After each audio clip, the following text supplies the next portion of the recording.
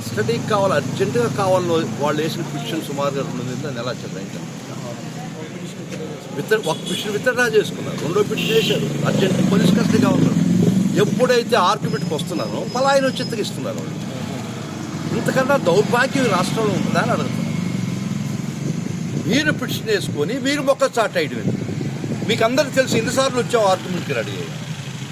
So ఇంత దౌర్భాగ్యమైన స్థితిలో ఈ రాష్ట్రం ఉంది. ఒకవేళ ఆ బెయిల్ అప్లికేషన్లో కూడా కౌంటర్ వేయలేదు. నెలకు సుమారు 11వ తేదీ 20 రోజుల నుంచి ఆ బెయిల్ పిటిషన్లో కూడా కౌంటర్ వేయలేదంటే ఇది దౌర్భాగ్యం అని చెప్పాల్సి వస్తుంది. ప్రాసిక్యూషన్ ఇన్నిసార్లు నేను ఆర్గ్యుమెంట్కి వస్తే ఇదిగో వస్తున్నాం అదిగో వస్తున్నాం అని చెప్పి ఇది రాకుండా పోవడం చాలా దుర్భాగ్యం. మార్నింగ్ రెడీ చెప్పారు, మొన్న రెడీ చెప్పారు, అంతకుముందు రోజు రెడీ చెప్పారు.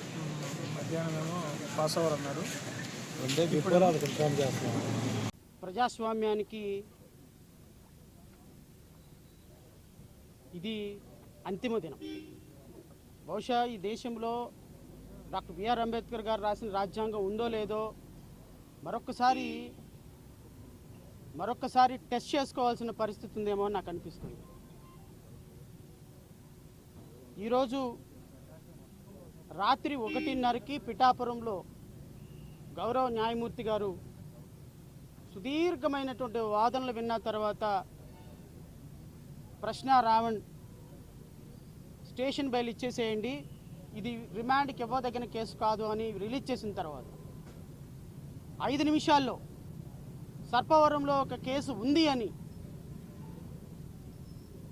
మళ్ళీ అక్కడి నుంచి అరెస్ట్ చేసి వాళ్ళ భార్యకి ఇన్ఫర్మేషన్ ఇవ్వకుండా ఈరోజు కాకినాడ కోర్టులో ప్రవేశపెట్టారు. ఎందుకు ప్రవేశపెట్టారయ్యా అంటే గౌరవ లేదు, తొక్కలేదు. పవన్ కళ్యాణ్ నియోజకవర్గంలో, ఎందుకంటే ప్రజాస్వామ్యాన్ని గౌరవించిన వ్యక్తిని గౌరవించాల్సిన అవసరం నాకు కూడా లేదు. పవన్ కళ్యాణ్ నియోజకవర్గంలో మల్లం గ్రామంలో కొంతమంది స్కూల్ పిల్లల మీద వివక్ష జరిగింది అని 30 మంది తల్లిదండ్రులు నెల రోజుల పాటు నిరాహార దీక్షలు చేస్తే, హైకోర్టులో రిట్ పిటిషన్ వేస్తే, వాళ్ళ పిల్లలకు జరిగినటువంటి కుల వివక్ష మీద విచారణ జరపమని నేషనల్ ఎస్సీ కమిషన్కి రాస్తే, నేషనల్ ఎస్సీ కమిషన్ స్పందించి ఎస్పీని కలెక్టర్ని విచారించి ఈ కేసులో నెల రోజుల పాటు మీ మీడియా సోదరులందరూ కూడా ఈ అంశాన్ని విస్తృతంగా ప్రచారం చేసి పిల్లల మీద కుల వివక్ష జరిగిందని చెబితే, కుల వివక్ష ఎలా జరిగింది అని తల్లిదండ్రులని పిల్లల్ని కలిపి ఇంటర్వ్యూ చేసినందుకు వచ్చినటువంటి సమస్య. ప్రశ్న రావణ్ ఆ తల్లిదండ్రులని పిల్లల్ని ఇంటర్వ్యూ చేశాడంట. ఏమని మరి ఆ విధంగా జర్నలిస్టులు అందరూ ప్రచారం చేసినటువంటి మీ మీడియా అంతా కూడా ఎక్యూజ్డే కదా. పిల్లల మీద జరిగిన అన్యాయాన్ని ప్రపంచానికి ఒక జర్నలిస్ట్ పని ఏంటండి? కుల వివక్ష జరిగింది, అతను జర్నలిస్ట్గా వచ్చి ఆ పిల్లల ఇంటర్వ్యూలు పక్కనే ఉన్నటువంటి తల్లి ఇంటర్వ్యూ తీసుకున్నాడు. అది తప్ప? అది నేరమా? ఉప ముఖ్యమంత్రి పవన్ కళ్యాణ్, ఇది నేరమా?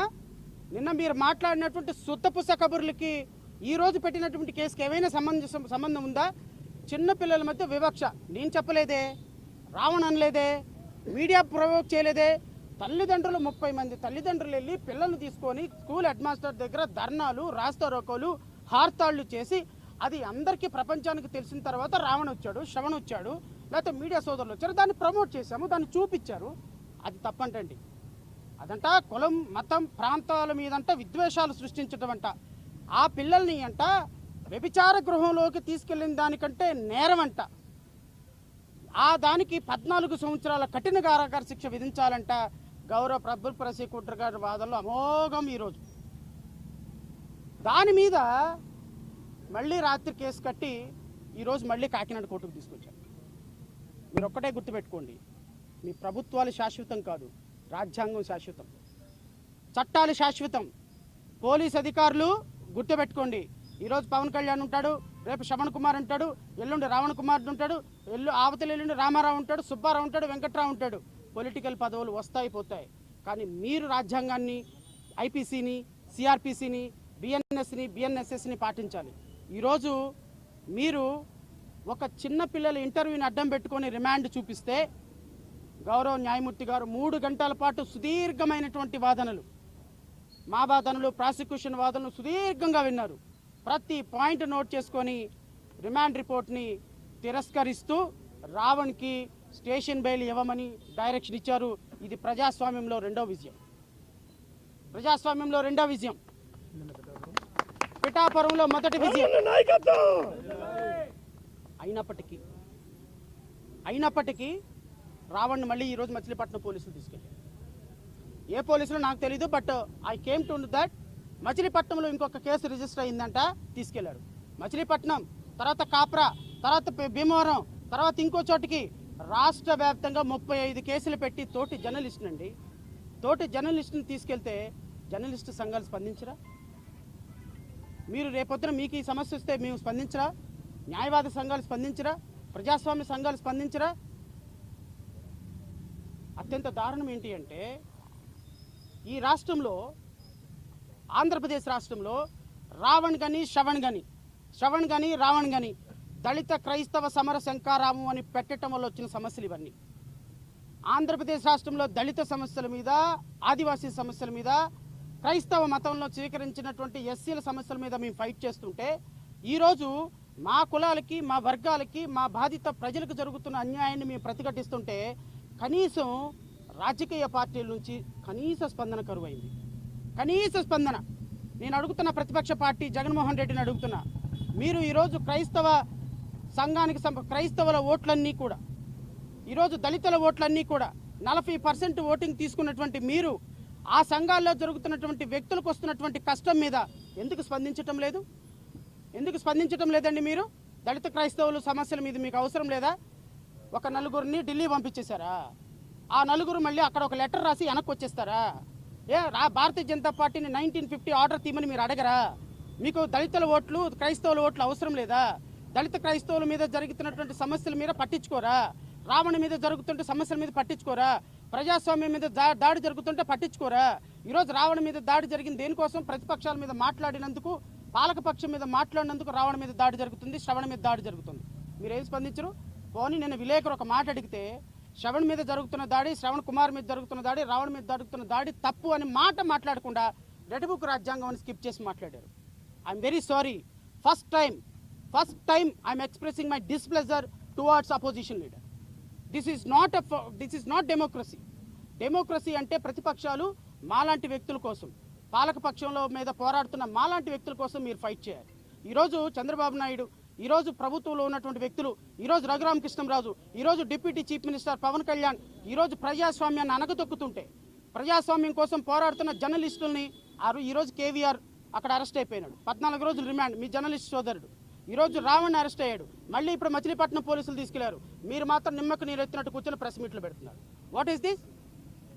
ఈరోజు ప్రజాస్వామ్యం ఇంత కష్టంలో ఉంటే మీరు మీ పొలిటికల్ మాత్రమే మాట్లాడతారా అని ప్రజలు అనుకుంటున్నారు. నాకైతే చాలా బాధ అనిపించింది. I'm very sorry. ఈరోజు రావణ్ పక్కన నేను లేకపోతే, మా పార్టీ లేకపోతే, మాది ఎంత పార్టీ అండి? గట్టిగా 4 అడుగులు వేస్తే కూలబడిపోయే పార్టీ. 4 మాటలు మాట్లాడితే మేము ఈ రూమ్లో వినపడిన పార్టీ. మాలాంటి వాళ్ళమే ప్రాణాలకు తెగించి పోరాడుతుంటే 5 సంవత్సరాలు ముఖ్యమంత్రిగా ఉన్నవారు మీరు పోరాటం చేయరా? మిగతా రాజకీయ పార్టీలు మద్దతు, మీడియా రంగానికి మద్దతు ఇవ్వరా? ఒక ప్రశ్న రావణ్ లాంటి ఒక వ్యక్తి దళిత క్రైస్తవులు సభకు వచ్చి మాట్లాడి ఈరోజు కష్టం పడుతుంటే మాట్లాడరా? ఎవరి కోసం మాట్లాడాలి? ప్రభుత్వం మీద మాట్లాడాలి, పవన్ కళ్యాణ్ మీద మాట్లాడాలి, ప్రభుత్వం మాకు చేస్తున్నటువంటి అన్యాయం మీద మాట్లాడాలి. ఈరోజు మీరు అధికారాన్ని అనుభవించిన మీరు, ఈ ఓట్లు వేయించుకున్న మీరు మాట్లాడకపోతే, కేంద్ర ప్రభుత్వాన్ని ఎదిరించకపోతే, రాష్ట్రంలో బలహీనులకి వాయిస్ ఇవ్వకపోతే ఎక్కడికి వెళ్తుందండి సమాజం? అబ్సల్యూట్లీ ఈరోజు రాజకీయ పార్టీలన్నీ కలవాలి. ఆ పార్టీ ఈ పార్టీ భేదంతో నేను మాట్లాడటంలా. నేను గౌరవ మాజీ ముఖ్యమంత్రి గారిని కూడా వినయపూర్వకంగా కోరుతున్నా. This is a time to fight together. ప్రజాస్వామ్యాని కోసం, ప్రజాస్వామ్యాన్ని మనుగడ కోసం రాజకీయాలు చేయాల్సిన సమయం కాదు. ప్రజాస్వామ్యం కోసం మీరు మాలాంటి వాళ్ళందరినీ, చిన్న వాళ్ళని కలుపుకొని పెద్దన్న పాత్ర పోషించాలి. ఎందుకు అంటే అధికారాన్ని మీరు అనుభవించారు, ఈ ఓట్లు మీ దగ్గర ఉన్నాయి కాబట్టి. ఈరోజు మా వాయిస్ చాలా చిన్నది కాబట్టి ఈరోజు మేమే చుక్క రక్తపు చుక్కని పేర్చుకొని నెల రోజులైందండి ప్రాపర్గా మేము అన్నం తిని నిద్రపోయి ప్రజల కోసం ప్రజాస్వామ్యం కోసం ఫైట్ చేస్తున్నాం. ఈరోజు రాజకీయ పార్టీలకు ఉన్నటువంటి మీరు ఈరోజు రావణ్ చిన్న పిల్లండి 8 సంవత్సరాల పాప, వాళ్ళ భార్య, తల్లిదండ్రులు, and what kind of treatment that people are giving? దాడి చేస్తారా? పవన్ కళ్యాణ్ గారు దాడి చేస్తారా? ఫిజికల్గా దాడి చేస్తారా? 500 మంది కోడిగుట్లు రాళ్లతోటి రాడ్లతోటి దాడి చేస్తారా? ఇదా మీ డెమోక్రసీ? దీనికోసం మీకు హోమ్ మినిస్టర్ కావాలి? దీనికోసమా క్రిమినల్స్ని కాళ్ళకి కాళ్ళు కీళ్ళకి కీళ్ళు విరక్కొట్టేటువంటి గౌరవ ఉప ముఖ్యమంత్రి గారు మీ జన సైనికులు కోడిగుడ్లు రాళ్ళు రప్పలతోటి ఈరోజు దాడి చేశారు. వాళ్ళ కాళ్ళు కీళ్ళు విరక్కొడితే చూడాలని ఉంది సార్ మీకు. వాళ్ళకి యోగి ఆదిత్యనాథ్ ట్రీట్మెంట్ ఇస్తే చూడాలని ఉంది సార్. వాళ్ళకి మీద కేసులు కట్టి ఇదే పోలీస్ స్టేషన్లో రిమాండ్ పెడితే చూడాలని ఉంది సార్. ప్రజాస్వామ్యం గురించి సుత్తపస్సు కబుర్లు చెప్పే మీరు, డెమోక్రసీ గురించి పదం వద్దులే బాగాదు కబుర్లు చెప్పే మీరు ఈరోజు మీ జనసైనికులు చేసినటువంటి వికృత కార్యక్రమాలని చర్యలని ఎలా ఖండిస్తారో నేను చూస్తాను. సనాతన ధర్మం అని ఒక డ్రెస్ వేసి వీడియోలో కూర్చొని పేపర్లు చదవటం కాదు సార్ అడ్మినిస్ట్రేషన్ అంటే. మీ కార్యకర్తలను నిలువరించండి. ఫిజికల్గా దాడులు చేయటం అంటే చేతగాని తనం ఏం కాదు. అది ఎవరికి అధికారం ఉంటే 90 ఏళ్ల ముసలమ్మ కూడా అక్కడ కూర్చొని అధికారం చేయించగలదు. ఏదేమైనప్పటికీ సమయం ఎక్కువైంది కాబట్టి నేను ఇబ్బంది పెట్టను. మీరందరూ ఇక్కడ ఇప్పటి వరకు ఉన్నందుకు మీ అందరికీ కూడా కృతజ్ఞతలు. రావణ్ విషయాన్ని ప్రపంచానికి తెలియజేస్తున్న మీడియా సోదరులకు కృతజ్ఞతలు. రావణ్కి ఈరోజు బెయిల్ వచ్చింది. గౌరవ న్యాయమూర్తి గారు ప్రజాస్వామ్యం గెలిచినట్టుగా సుదీర్ఘమైనటువంటి వాదనలు విన్న తర్వాత ఈరోజు తీర్పు చెప్పారు. మళ్ళీ ఇప్పుడు మచిలీపట్నం తీసుకెళ్లారు. నేను మళ్ళీ రేపు మచిలీపట్నం వెళ్తా. ఈ ప్రభుత్వం చేస్తున్నటువంటి దుర్మార్గ చర్యలని చివరి వరకు కడ వరకు ఎంతవరకు పోరాటం చేయాలో అంతవరకు పోరాటం చేద్దాం. దయచేసి ప్రభుత్వాన్ని కూడా నేను హెచ్చరిస్తున్నా, మీరు చేస్తుంది చాలా తప్పు. మీరు ఆ అబ్బాయి తప్పు చేస్తే కేసు కట్టండి, 40 నోటీస్ ఇవ్వండి, రేపు విచారణ చేయండి, శిక్ష వేయించండి. ఒకవేళ తప్పు చేసి ఉంటే ఇంటర్వ్యూ తీసుకుంటే తప్పు, మైక్ పెట్టుకుంటే తప్పు, మాట్లాడితే తప్పు అంటే మళ్ళీ పోలీస్ స్టేషన్కి తీసుకొస్తే ఒక సిఐ అంటాడంటండి జనసేన కార్యకర్తలతో, ఎందుకయ్యా ఇప్పుడు రేపు పొద్దున ఆయన వాయిదాలకు రాడా, అప్పుడు చూసుకోండి. ఇప్పుడు కొట్టడం ఎందుకు, ఇప్పుడు కొరకటం ఎందుకు, ఇప్పుడు నరకటం ఎందుకు? రేపు ఆయన వాయిదాలకు వస్తాడు కదా, ఎక్కడికి పోతాడు? పిఠాపురం రావాల్సిందే కదా, కాకినాడ రావాల్సిందే కదా, రావణు ఎక్కడికి వెళ్తాడు అంట. ఓ సిఐ వాళ్ళ కార్యకర్తలకు అడ్వైజ్ చేస్తున్నటువంటి విధానం ఇది లా అండ్ ఆర్డర్ అయితే మీ లా అండ్ ఆర్డర్కి శతకోటి వందనాలు, మీ రఘురామకృష్ణరాజుకి శతకోటి వందనాలు, మీ ముఖ్యమంత్రి గారికి శతకోటి వందనాలు.